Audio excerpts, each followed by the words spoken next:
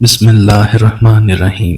اگلا چیپٹر ہے جی بشارت۔ چونکہ سمندر کا ساحل کاروان سے ذرا فاصلے پر تھا، اس لیے مسلمان رخصت کرنے کے لیے ساحل تک نہ آ سکے، مگر پھر بھی 15,000 لوگ ساحل کے قریب آ گئے۔ دور سے ان کے مامیر چوڑے چوڑے سفید دامن لہراتے ہوئے نظر آ رہے تھے۔ اس سرزمین میں جہاں ہر انسان ان کے خون کا پیاسا تھا، چپا چپا دشمن سے بھرا ہوا تھا، اور نہ دشمنوں کی تعداد کا پتہ تھا، پر وہ مسلمان تھے، خدا پر بھروسہ رکھتے تھے، جانتے تھے کہ خدا فتح دے گا۔ انہیں خوشی تھی کہ جہاد پر جانے والے ہیں، اس فرد مسرت میں ڈوبے ہوئے چلے جا رہے تھے۔ ان کے پیچھے انہیں رخصت کرنے والوں کے گروہ تھے جو دور دور تک پھیلے ہوئے تھے۔ وہ لوگوں کو رخصت کرنے آئے اور ان کے پاس قسم قسم کے میوے، پھل، ترکاریاں اور کھانے تھے۔ ہم مجاہدین میں تقسیم کرتے پھر رہے تھے۔ ہر شخص یہ چاہتا تھا کہ اس کا ہدیہ مجاہدین قبول کر لیں تاکہ وہ ثواب میں داخل ہو جائیں۔ مسلمانوں نے جب یہ دیکھا تو انہوں نے اللہ اکبر کا پرشور نعرہ لگایا۔ تھوڑے تھوڑے کر کے تمام مجاہدین اسلامی جہازوں میں پہنچ گئے۔ سب کے بعد طارق اور مویس اور رومی گئے۔ ان کے پہنچتے ہی کشتیاں اٹھا لی گئیں، اسلامی علم جہازوں پر اڑا دیے گئے، بادبان کھول دیے گئے، لنگر اٹھا لیے گئے۔ جہازوں نے جھٹکا کھایا اور عظمت شان شور کے ساتھ پانی کو چیرتے ہوئے جہاز روانہ ہوئے۔ مجاہدینوں نے ہاتھوں کے اشاروں سے ساحل پہ کھڑے ہوئے مسلمانوں کو سلام کیا اور انہوں نے اشارے سے ہی جواب دیا۔ تمام مسلمان دل سے دعائیں مانگ رہے تھے۔ انہوں نے ہاتھ اٹھا کر دعا مانگی۔ انہوں نے اللہ اکبر کا پرزور نعرہ لگایا۔ پانی بالکل سیاہ تھا، آسمان پر ستارے چمک رہے تھے۔ چونکہ مسلمانوں کو رخصت کرنے والوں نے اس قدر تحائف دیے کہ کھانے کی ضرورت نہ رہی۔ پچھلی رات طارق کی آنکھ کھلی، وہ اٹھ کر بیٹھ گئے۔ ان کا چہرہ چمک رہا تھا۔ وہ بلند آواز درود شریف پڑھنے لگے۔ مویسر رومی بھی ان کے قریب ہی تھے، لہٰذا ان کی بھی آنکھ کھل گئی۔ وہ کلمہ پڑھ کر اٹھ بیٹھے۔ اٹھتے ہی طارق کو سلام کیا اور بولے، کیا صبح ہو گئی ہے؟ طارق نے جواب دیا، نہیں، ابھی نہیں ہوئی۔ مویسر رومی نے کہا، آپ کے اٹھنے اور درود شریف پڑھنے سے میں یہی سمجھا تھا۔ طارق نے کہا، میں نے اب اس وقت ایک نہایت خوش آئین خواب دیکھا ہے۔ مویسر رومی نے کہا، کیا خواب دیکھا ہے؟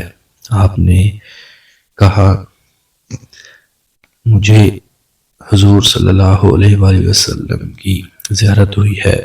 مویسر رومی بولے، سبحان اللہ، صحیح قسمت، صحیح نصیب۔ طارق نے کہا، حقیقت میں اپنے آپ کو اب خوش قسمت سمجھنے لگا ہوں۔ جسے حضور کا دیدار ہو وہ خوش نصیب ہی ہوتا ہے۔ مویسر رومی نے کہا۔ طارق نے کہا، بعد میں یہی سوچ رہا تھا کہ ایک روشنی دیکھی، نہایت ٹھنڈی اور بہت تیز، مگر آنکھوں کو ناگوار نامعلوم ہوئی تھی۔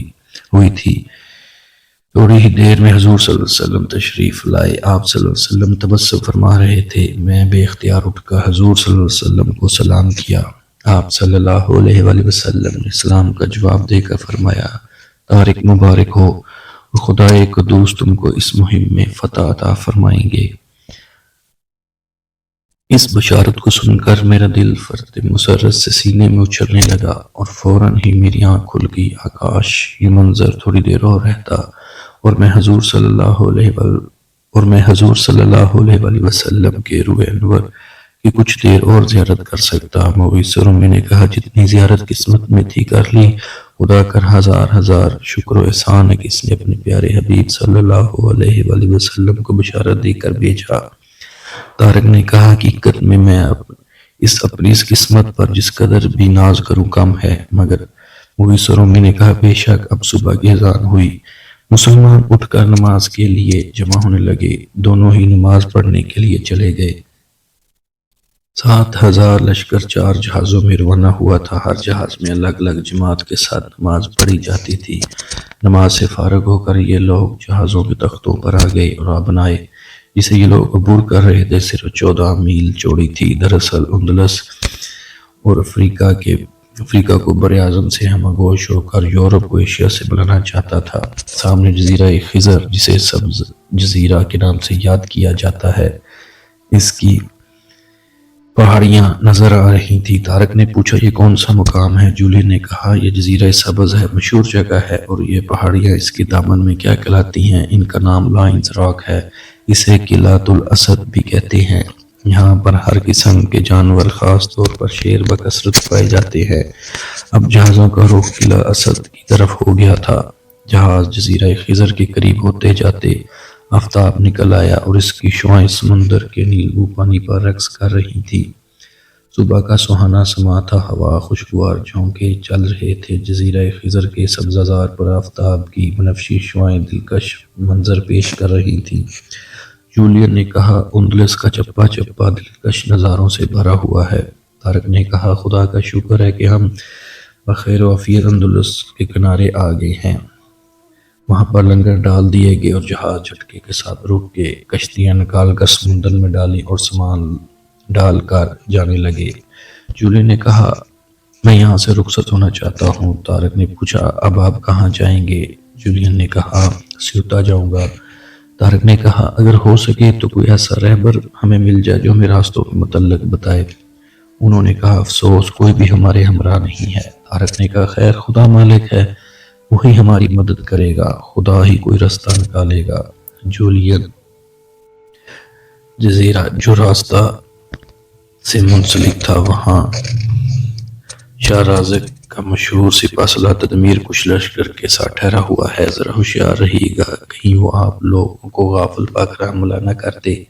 طارق نے کہا جب ہم ایک ایسی جگہ پر آ گئے ہیں جہاں پہ نہ دشمن کا پتہ ہے نہ ان کی تعداد کا، تو اب گھبرانے کی کوئی ضرورت نہیں، ہم یا تو فتح یا شہادت لے کر جائیں گے۔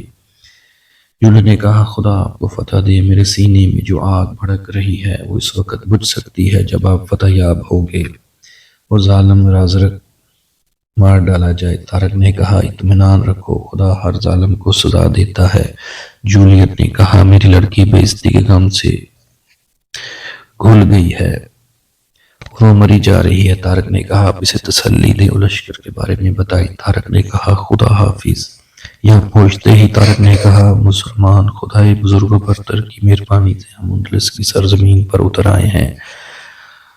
آپ جانتے ہیں کہ خدا مسلمانوں کی مدد کرتا ہے اور انشاءاللہ ہم اس کی مدد سے تمام اندلس کو فتح کریں گے۔ رات کو جب میں طارق بن زیاد نے کہا رات کو جب میں سو رہا تھا تو سرکار مدینہ فخر موجودات رسول خدا حضرت محمد مصطفیٰ صلی اللہ علیہ وآلہ وسلم خواب میں تشریف لائے، مجھے اندلس کی فتح کی بشارت دی۔ جیسا کہ میں خدا کی وحدانیت پر ایمان رکھتا ہوں، ایسا ہی فتح اندلس پر بھی ایمان و یقین ہو گیا ہے، مگر میں کسی پر جبر نہیں کرنا چاہتا۔ یہاں پر بہت زیادہ دشمن ہیں، اب آپ اپنے اور ہم اپنے راستوں سے بھی ناواقف ہیں، پیدل ہیں، بڑے سر و سامان ہیں اور تعداد میں بھی کم ہیں، ہمیں بہت زیادہ محنت کرنی پڑے گی، لیکن میں چاہتا ہوں کہ جو شخص واپس جانا چاہتا ہے بخوشی واپس چلا جائے، اسے اجازت دیتا ہوں۔ یہ تمام مسلمان سن کر چپ رہے۔ طارق نے کہا اگر آپ میں سے کوئی واپس نہیں جانا چاہتا تو پھر اچھی طرح سوچ لیجئے۔ تمام مسلمان چپ رہے۔ انہوں نے کہا ایک مسلمان آرزو شہادت کے سوا کیا کر سکتا ہے؟ طارق نے کہا تو پھر ان جہازوں کو آگ لگا دیجئے۔ تمام مسلمانوں نے ان جہازوں کو آگ لگا دی اور کچھ ہی دیر میں دھڑ دھڑ جلنے لگے۔ مسلمان اس جلنے کا تماشا دیکھنے لگے۔ موجودہ زمانے کے لوگ کہیں گے کہ طارق نے یہ غلطی کی کہ ان جہازوں کو جن کے ذریعے واپس جانا ممکن تھا جلا دیا، لیکن حقیقت یہ ہے کہ اس کارروائی سے مسلمانوں کے دلوں میں جوش و منگ کا ایک دریا امڑ آیا۔ ہر مجاہد نے یہ تہیہ کر لیا کہ وہ شہید ہو جائے گا یا فتح حاصل کرے گا، واپسی کا خیال تک بھی دل میں نہیں آنے دیا۔ طارق نے کہا جب انسان کسی کام کرنے کی کوشش کرتا ہے تو قدرت اس کی مدد کرتی ہے اور وہ کامیاب ہوتا ہے۔ ہم بے خدا کا نام لے کر اس مہم کو شروع کر دیتے ہیں، خدا کی ذات سے امید ہے کہ ہم کامیاب ہوں گے۔ سب نے کہا انشاءاللہ۔ طارق نے کہا اچھا خدا کا نام لے کر پڑھو، فتح اللہ کی طرف سے ہے اور وہ قریب ہے۔ سب نے اللہ اکبر کا پرشور نعرہ لگایا اور اس ہیبت نعرے سے تمام ساحل گونج اٹھا۔ ابھی انہوں نے ایک پہاڑی عبور کی کہ اس کے دامن میں اتر ایک شخص زرد ریشم کا جبہ پہنے ہوئے ملا، وہ کچھ مضطرب بے قرار تھا۔ طارق نے کہا مغیث رومی، یہ شخص عیسائی معلوم نہیں ہوتا، اس سے پوچھو یہ کون ہے۔ اور یہاں کیا کر رہا ہے؟ سپاہیوں سے بلا کر لائے طارق نے پوچھا، تم یہاں کیا کر رہے ہو؟ اس نے کہا، میں آپ ہی کا انتظار کر رہا تھا، گویا مجھے آپ کے آنے کی توقع تھی۔ میں ظالم مسیحوں کو ستایا ہوا ہوں، آپ میری داستان سنیں گے؟ طارق نے کہا، ضرور سنیں گے۔ پھر طارق اور مویس اور روم اس کے قریب کھڑے ہو گئے اور متوجہ ہو کر اس کی طرف دیکھنے لگے۔